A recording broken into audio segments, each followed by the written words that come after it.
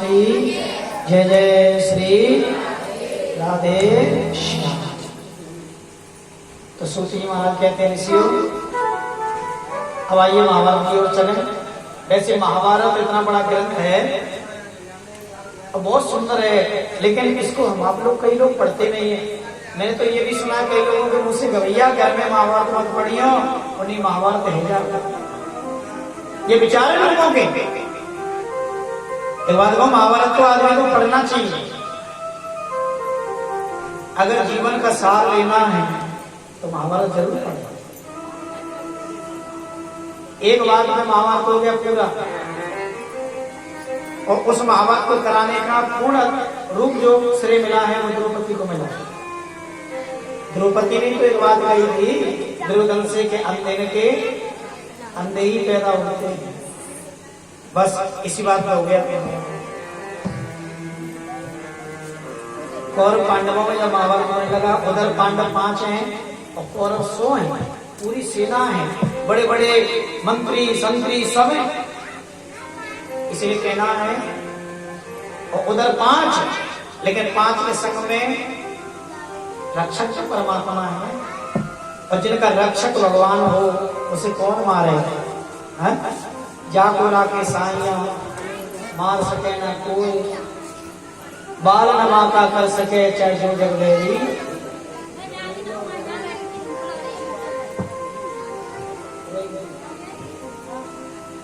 इसलिए धीरे धीरे करके कौरवों के जो 100 भाई थे ना दुर्योधन के, वो धीरे धीरे करके सब मारे गए। सब अकेला रह गया। दुर्योधन जब अकेला रह गया तो भीष्म जी के पास पहुंचा। देखो ये भक्तमाल की कथा है, भक्तमाल की किताब में मैंने पढ़ा। दुर्योधन की जब पूरी सेना मरने का नंबर लग गया, भाइयों का नंबर लग गया, तो दुर्योधन भीष्म जी के पास पहुंचा। बाबा हमारी सब सेना मारी जा रही है, लेकिन वो 5 नहीं मर रहे। आप तो अटल वरदान आपको मिला इच्छा मृत्यु का, आप अपने हाथ से क्यों नहीं मार देते? तो भीष्म जी ने कहा, बेटा मैं पहले तुझे आशीर्वाद दूंगा, सुन। और मैं प्रतिज्ञा करता हूं कि कल सूर्यास्त होने से पहले मैं 5 पांडवों को मार दूंगा। भीष्म को इच्छा मृत्यु का वरदान मिला, थोड़ा ध्यान देना। दुर्योधन से कहा, लेकिन दुर्योधन तुझे काम करना होगा, अर्धरात्रि हो जाए तो अपनी पत्नी को मेरे कक्ष में भेजना, मैं उसे अखंड सौभाग्यवती होने का आशीर्वाद भी दूंगा, और कल सूर्यास्त होने से पहले मैं 5 पांडवों को मार दूंगा, चिंता मत कर। दुर्योधन तो खुश हुआ। खुश होकर पत्नी से आगे कहने लगा, सुनो आधी रात्रि में बाबा के कक्ष में जाना है, वो तुम्हें आशीर्वाद देंगे। जो बात चारों तरफ फैल गई, चारों तरफ द्रौपदी को मालूम पड़ी। द्रौपदी ने सोच लिया चाहे कुछ भी हो जाए, ये 5 पांडव तो अब मरेंगे और इनको मरते हुए मैं अपनी आंखों से नहीं देख सकता। कृष्ण भगवान के पास गई और कन्हैया के पास जाकर बोली, भैया मैं ऐसी अभागिन हूं जो मेरे पति मेरे सामने मरेंगे, मैं देखना नहीं चाहता। गोविंद बोली, तो क्या करेगी? कि मैं चिता बनाकर उस पर जाकर के बैठ जाऊंगा। अब देखो चिता बना के तैयार करी। गोविंद भगवान ने कहा कि तुम्हें अगर पहले मरना है तो पूरे नगर की परिक्रमा लगानी होगी। अब द्रौपदी को नगर परिक्रमा के लिए लेकर के चल दिए गोविंद। नगर परिक्रमा लगाते लगाते भीष्म जी का कक्ष आ गया, जहां भीष्म जी सो रहे थे। गोविंद भगवान ने कहा कि द्रौपदी, हे बहन देख तेरे परिवार के बाबा इसमें सो रहे हैं, इनके भी चरण स्पर्श करके आ। और भीष्म जी लंबे पड़े हुए, एक हाथ ऐसे आंखों पर रख रखा है, इंतजार कर रहे हैं कि दुर्योधन की पत्नी कब आवे और कब मैं उसे अखंड सौभाग्यवती होने का वरदान दूं। अब दुर्योधन की पत्नी तो आई नहीं, द्रौपदी पहुंची। और जैसे ही द्रौपदी पहुंची, जाकर के चरण छुए, आशीर्वाद दे दिया, अखंड सौभाग्यवती भव।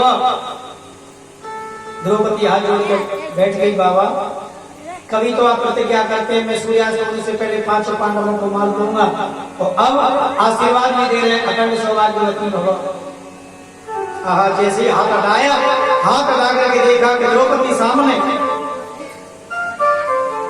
एकदम बैठ गए भीष्म। अब बैठ करके भीष्म कहने लगे बेटा तुझे यहाँ लाया? द्रौपदी कुछ नहीं बोली। आंख बंद करके भीष्म जी ने देखा कि मुरली मनोहर कृष्ण तो बाहर खड़ा है।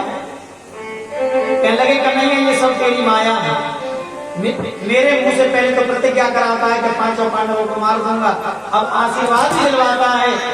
कन्हैया तेरी माया बड़ी विचित्र है।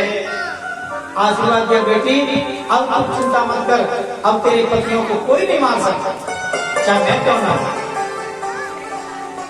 सूत जी महाराज कहते हैं ऋषियों वरदान को पाकर के लौटी है। भीम ने आकर के दुर्योधन से युद्ध किया। दुर्योधन ने जांघ पर गदा का प्रहार किया। दुर्योधन की जांघ पर प्रहार हुआ तो जांघ टूट गई। इंद्रपुर में पड़ा है, रोने लगा है। गुरु जी के पुत्र द्रोणाचार्य जी के पुत्र अश्वत्थामा दुर्योधन के पास आए। दुर्योधन क्या बात है, इतना मन उदास। दुर्योधन बोला भैया अश्वत्थामा हम 100 भाई धीरे धीरे सब मर गए और मेरे भी मरने का समय है, लेकिन उधर 5 नहीं मरे। इन 5 में से एक भी मर जाता तो मरते मरते मेरे मन में संतुष्टि आती। अश्वत्थामा बोले चिंता मत करो, इन 5 को मैं मार दूंगा। दुर्योधन हंस करके कहने लगा कि हम इतने बड़े बड़े महारथी, इनसे एक भी नहीं मरा और तू 5 को मार देगा क्या? तुम 5 को मार के लाओ। रात्रि वही कक्षा में सो रहे हैं 5। रक्षा बन के भगवान पहरा दे रहे हैं। सोते सोते आंख खुल गई अर्जुन की। अर्जुन ने कहा कन्हैया तुम सोए नहीं? कन्हैया बोले आज नींद नहीं आ रही। क्यों? कृष्ण को कहने लगे कि सुनो मेरी इच्छा है तुम सब यहाँ इस कक्ष में मत सो। 5 को उठा करके भगवान ले गए, लेकिन द्रौपदी के 5 पुत्र उसी में सोते हुए रहे। रात्रि में अश्वत्थामा आया। अश्वत्थामा ने आकर के सोते हुए 5 बालकों को मार दिया और 5 बालकों को सिर काट कर ले गया और सिर काट करके जैसे दुर्योधन के पास पहुंचा। दुर्योधन आप तेरा काम मैंने कर दिया, देख 5 पांडवों को मैंने मार दिया। कहाँ है 5 पांडव गिरे? जैसे सिर दिखाए दुर्योधन रोने लगा, ये 5 पांडव नहीं है, ये तो द्रौपदी के 5 पुत्र हैं। रोते रोते उनका प्रणाम हुआ। कहने लगा सुदामा तूने तो हमारे वंश को निर्वंश बना दिया। सूत जी कहते हैं ऋषियों उधर प्रातः काल हुआ। द्रौपदी ने सुना 5 पुत्र मर गए, बड़ी जोर से रोने लगी। अर्जुन ने प्रतिज्ञा करी। अर्जुन ने प्रतिज्ञा उसी समय की है, द्रौपदी जिस किसी ने भी तुम्हारे 5 पुत्रों को मारा है उसे मैं मृत्युदंड दूंगा। अर्जुन उसी समय कृष्ण को लेकर के रथ पर बैठ करके चले हैं। आगे अश्वत्थामा मिला। अश्वत्थामा ने देखा कि अर्जुन मुझे मार देगा, ब्रह्मास्त्र चला दिया और ब्रह्मास्त्र जैसे चला आते ब्रह्मास्त्र को देख करके अर्जुन घबराए, हे भगवान इस ब्रह्मास्त्र से बचाओ। कन्हैया बोले कि मैं क्या तुम्हें हर समय बचाता रहूंगा, इसलिए तुम कुछ करो। अर्जुन कहने लगे कि मैं ब्रह्मास्त्र का क्या करूं? कृष्ण भगवान ने समझाया कि अगर तुम जंगल में फंस जाओ और जंगल में तुम्हारे पैर में कांटा लग जाए तो फिर कांटे को क्या किससे निकालोगे? अर्जुन कहने लगे कि कांटा जब जंगल में लगता है तो कांटे को कांटे से निकालते हैं। भाई जंगल में सुई थोड़ी रखी है या कोई पेन वगैरह नहीं रखी। जंगल में कांटा लग जाए तो कांटा दूसरा लेकर के उस कांटे से कांटे को निकालते हैं। लोहा लोहा को काटता है, ऐसे ब्रह्मास्त्र को काटेंगे।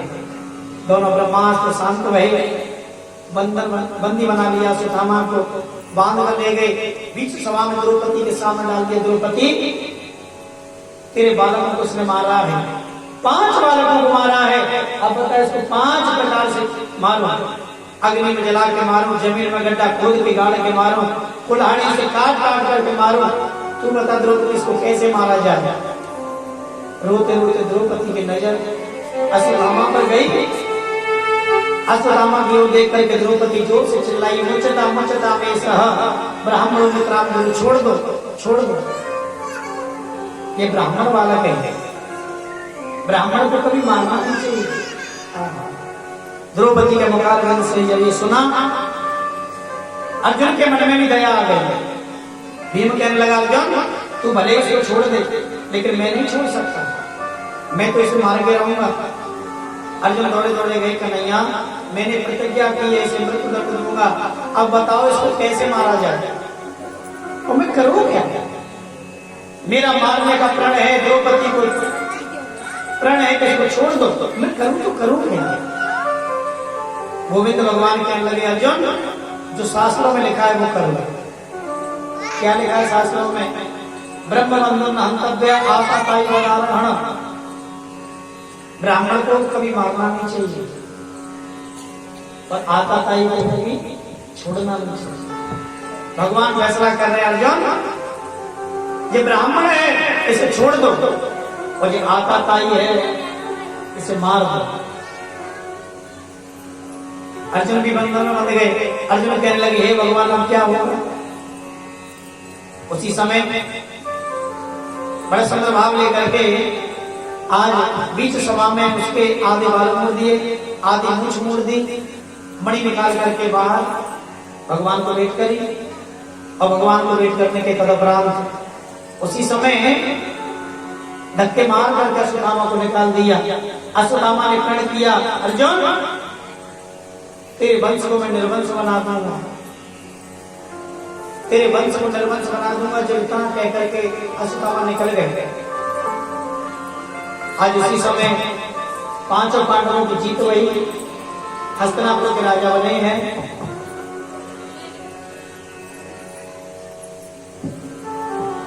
एक बार प्रेम से जयकार बांके प्यारी लाल की। पांचों पांडवों को जैसे हस्तिनापुर का राज्य मिला तो राज्य पर युधिष्ठिर राजा के बैठे हैं। उसी समय गोविंद भगवान कहने लगे, भैया अब तुम्हारा राज्य मिल गए। बुआ जी के पास पहुंचे, बुआ जी अब तो तुम्हारे बालकों का राज्य मिल गया, तो मैं जाऊं द्वारे का? क्या देखा कि अभिमन्यु की पत्नी उत्तरा गर्भवती थी, उसके गर्भ को नष्ट करने के लिए जैसे ही अश्वत्थामा को मालूम पड़ा, अश्वत्थामा ने सोच लिया कि इसके गर्भ में जो बालक है वही पांडवों का वंशज है, वही पांडवों का वंशज है। अब इस बालक को मैं मार दूं तो इसका वंश निर्वंश हो जाएगा। उत्तरा के गर्भ को नष्ट करने के लिए जैसे ही आज उन्होंने ब्रह्मास्त्र चलाया, आज उसी समय उत्तरा घबराई और घबरा करके भगवान के पास आके खड़ी हो गई। पाए पाए महायोगन्य देव देव जगतपते, हे जगत के पिता जगदीश्वर मेरी रक्षा कर। गोविंद भगवान उनकी बुआ जी से बतला रहे हैं। भगवान ने देखा कि इसका गर्भ को नष्ट करने का प्रयास अश्वत्थामा ने किया है। एक रूप से भगवान वहीं खड़े हैं और दूसरे रूप से छोटे बने भगवान, और छोटे बन करके नाक के छिद्र के द्वारा गर्भ में जाकर के बैठे हैं। उत्तरा का गर्भ कितना सौभाग्यशाली है। माताओं के गर्भ से भगवान के भक्त भये, भगवान आए गर्भ से, लेकिन उत्तरा पहली मां है जिनके गर्भ में भक्त और भगवान दोनों हैं। परीक्षित भी है, परीक्षित भक्त है, और रक्षा करके भगवान पहुंच गए। इतनी तेजी से चक्र छोड़ा भगवान ने तो उस बालक का परीक्षण करने लगा। एक रूप से बाहर खड़े हैं। गोविंद भगवान कहते हैं, हे उत्तरा अब तो कोई कष्ट नहीं है कि कोई कष्ट नहीं। गोविंद भगवान कहते हैं, बुआ जी अब अपनी बहू से पूछ लो कोई कष्ट तो नहीं। उनकी बुआ बोली, लाला मैं सब जानू तू भगवान है, एक रूप से तू बाहर खड़ा हो गया, एक रूप से भीतर है। गोविंद भगवान बोले, बुआ जी कह क्या रही हो भगवान है? अरे मैं तुम्हारा भतीजा, तू मेरी बुआ। हंस करके कुंती कहने लगी कि लाला जी तो तेरी आदत बहुत अच्छी है, कऊ के भतीजे बन जाओ, कऊ के बेटा बन जाओ, कऊ के भैया बन जाओ, कऊ के चाचा बन जाओ, एक बात कहूं कि सबका बाप तो तू है। हंस गए कृष्ण, हंस करके उसी समय पांचों भैया के पास पहुंचे। भैया आज मेरी बुआ ने मुझे भगवान कहा है और भगवान का काम होता है भक्तों को कुछ ना कुछ देना, इसलिए मांगो। बड़े बड़े भैया बोले